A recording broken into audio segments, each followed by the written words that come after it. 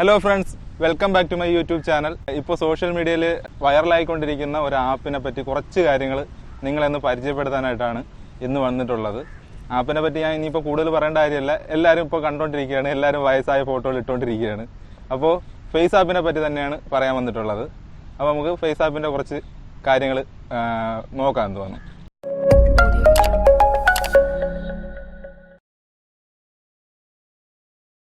അപ്പോൾ ഈ FaceApp എന്ന് പറയുന്ന ഈ ആപ്ലിക്കേഷൻ ഡെവലപ്പ് ചെയ്തിട്ടുള്ള 2017 റഷ്യൻ ബേസ്ഡ് കമ്പനി ആയിട്ടുള്ള വയർലെസ് ലാബ് എന്ന് പറയുന്നൊരു കമ്പനിയാണ്.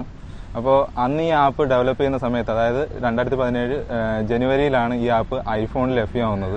അപ്പോൾ ആ ഒരു സമയത്ത് തന്നെ ഈ ഒരു ആപ്പ് നല്ല രീതിയിൽ ക്ലിക്കായിട്ടുണ്ട്. എന്നാലും ആൻഡ്രോയിഡിന് ഈ ഒരു ആപ്പ് ലഭ്യമായത് ഒരു മാസം കഴിഞ്ഞ് ഫെബ്രുവരി, മാർച്ച് ആ ഒരു സമയത്താണ് എല്ലാ ആൻഡ്രോയിഡ് ഡിവൈസുകളിലും ഈ ഒരു ആപ്പ് ലഭ്യമായിട്ടുള്ളത്. ഈ FaceAppൻ്റെ ഒരു പ്രത്യേകത എന്ന് പറഞ്ഞു കഴിഞ്ഞാൽ അതിനകത്ത് ഉപയോഗിച്ചിട്ടുള്ള പലതരം ഫിൽറ്ററുകളാണ് അതിനെ ഒന്ന് ഫേമസ് ആക്കി എടുത്തത്. ആദ്യകാലത്ത് ഈ ഒരു ഫിൽറ്റർ എന്താണെന്ന് വെച്ച് കഴിഞ്ഞാൽ ബ്ലാക്ക് ആയിട്ടുള്ള ആൾക്കാരെ വൈറ്റ് ആക്കിയിട്ട് കൂടുതൽ വെളുപ്പിച്ച് അങ്ങനെ ഒരു രീതിയിൽ ആക്കുന്നൊരു ടൈപ്പ് ആപ്പായിരുന്നു. അപ്പോൾ പ്രശ്നം എന്താണ് ഉണ്ടായെന്ന് പറഞ്ഞു കഴിഞ്ഞാൽ റേസിസം ഒരു പ്രശ്നമായിട്ട് വന്നു. അപ്പോൾ ആ ഒരു സമയത്ത് അതിന് കുറച്ച് കാലം യൂസ് ചെയ്തതിന് ശേഷം അവരത് റിമൂവ് ചെയ്തു. അത് കഴിഞ്ഞിട്ട് ആദ്യമേ അതിനെ സ്പാർക്ക് എന്നുള്ളൊരു പേരിൽ മാറ്റി, എന്നിട്ട് അതിനെ അവർക്കുള്ള ആപ്പിൽ നിന്ന് തന്നെ റിമൂവ് ചെയ്ത് കളഞ്ഞു. അത് കഴിഞ്ഞിട്ട് വീണ്ടും അവർ കുറച്ച് ഫിൽറ്റർ കൊണ്ടുവന്നു. അതെന്തൊക്കെയാണെന്ന് വെച്ച് കഴിഞ്ഞാൽ ഇന്ത്യൻ, ഏഷ്യൻ, അതുപോലെ തന്നെ ബ്ലാക്ക്, വൈറ്റ് തുടങ്ങിയ ഫിൽറ്ററുകളും കൂടെ അവർ കൊണ്ടുവന്നു. അപ്പോൾ ഈ ഒരു ഫിൽറ്റേഴ്സും കുറച്ച് കാലം യൂസ് ചെയ്തതിന് ശേഷം അവർ റിമൂവ് ചെയ്താണ് കളഞ്ഞ്. പിന്നീട് അതിനകത്ത് ട്രെൻഡിങ് ആയിട്ട് മാറിയ ഒരു ഫിൽറ്റർ എന്ന് പറയുന്നത് ജെൻഡർ ചേഞ്ച് ചെയ്യുന്ന ഒരു ടൈപ്പ് ഫിൽറ്ററാണ്. ആ ഫിൽറ്റർ എന്ന് പറഞ്ഞു കഴിഞ്ഞാൽ ആണിനെ പെണ്ണാക്കുന്നു, പെണ്ണിനെ ആണാക്കുന്നു, ആ ഒരു രീതിയിലോട്ട് മാറ്റി.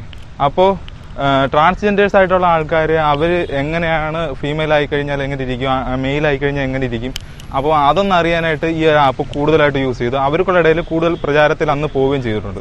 അപ്പോൾ ഈ ഒരാഴ്ച കാലമായിട്ട് നമ്മൾ ഫേസ്ബുക്ക് തുറന്നാലും വാട്സാപ്പ് തുറന്നാലും ഇൻസ്റ്റാഗ്രാം തുറന്നു കഴിഞ്ഞാൽ ഏത് തുറന്നു കഴിഞ്ഞാലും നമ്മൾ വയസ്സായ ആൾക്കാരെ ഇങ്ങനെ കണ്ടുകൊണ്ടിരിക്കുകയാണ്. അത് ഇതിൻ്റെ ഒരു ചലഞ്ച് ഇങ്ങനെ വ്യാപിച്ച് എല്ലായിടത്തും എത്തിയിട്ടുണ്ട്. അപ്പോൾ ഈ ഒരു ചലഞ്ച് എല്ലാവരും അക്സെപ്റ്റ് ചെയ്തതിൻ്റെ കൂടെ തന്നെ അതിനകത്ത് പ്രശ്നങ്ങൾ എന്തെങ്കിലും ഉണ്ടാവുമോ എന്നുള്ളൊരു സംശയവും എല്ലാവർക്കും വന്നിട്ടുണ്ട്.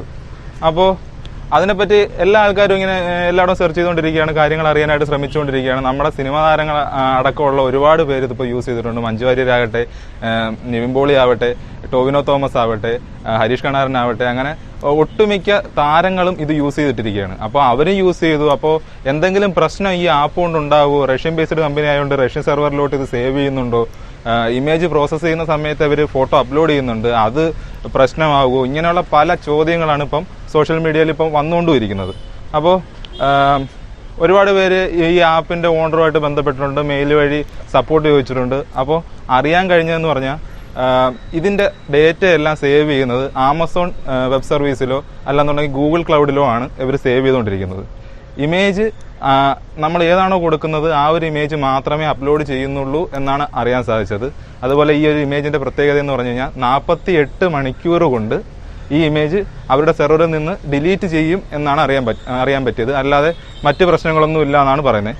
പക്ഷേ ഇവരുടെ തന്നെ ടേംസ് ആൻഡ് കണ്ടീഷൻസ് എടുത്ത് വായിച്ചു നോക്കിക്കഴിഞ്ഞാൽ അവരുടെ പെർമിഷനെ പറ്റി നമുക്ക് കുറച്ച് കാര്യങ്ങൾ അറിയാൻ പറ്റും. പെർമിഷൻ ചോദിക്കുന്നിടത്ത് ഇമേജ് അപ്ലോഡ് ചെയ്യുന്നതിൻ്റെ കൂടെ തന്നെ മറ്റ് മെറ്റീരിയൽസും അപ്ലോഡ് ചെയ്യുന്നുണ്ട് എന്നുള്ള ഒരു ഹിന്റ് അവരതിൽ കൊടുത്തിട്ടുണ്ട്. അപ്പോൾ അതിനകത്തൊക്കെ എന്തെങ്കിലും പ്രശ്നമുണ്ടോ എന്ന് നമുക്ക് സ്വാഭാവികമായിട്ടും സംശയിക്കാവുന്ന ഒരു കാര്യമാണ്. അതുപോലെ ഫോണിൻ്റെ പെർമിഷൻ ഇവർ ചോദിക്കുന്നത് ക്യാമറ എടുക്കാൻ, അതായത് ഫോട്ടോ എടുത്ത് അപ്ലോഡ് ചെയ്യാനായിട്ടുള്ളൊരു ഓപ്ഷനും ഗാലറിയുടെ പെർമിഷനും അവർ ചോദിക്കുന്നുണ്ട്. അപ്പോൾ ഇത് കൂടാതെ അവർ ശേഖരിക്കുന്ന ഡേറ്റ എന്തൊക്കെയാണെന്ന് ചോദിച്ചു കഴിഞ്ഞാൽ നമ്മുടെ ലൊക്കേഷൻ, നമ്മൾ യൂസ് ചെയ്തിട്ടുള്ള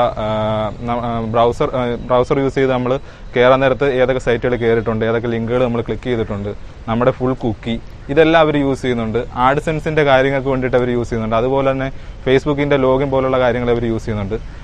അപ്പോൾ ഇങ്ങനെയൊക്കെ യൂസ് ചെയ്യാൻ നേരത്ത് നമുക്ക് കുറച്ച് സംശയിക്കാവുന്നതാണ്. എന്തെങ്കിലും പ്രശ്നത്തിനകത്തുനിന്ന് പിന്നീട് വരുമോ എന്നുള്ളത് നമുക്ക് സംശയിക്കാവുന്ന ഒരു കേസാണ്.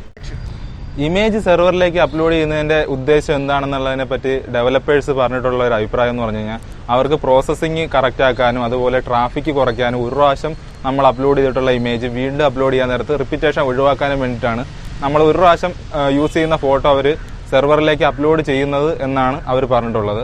അപ്പോൾ അതുകൊണ്ട് വലിയ പ്രശ്നമുണ്ടെന്ന് എനിക്ക് തോന്നുന്നില്ല. പിന്നെ ഗാലറിയുടെയൊക്കെ ഫുൾ പെർമിഷൻ നമ്മൾ കൊടുക്കുന്നുണ്ട്.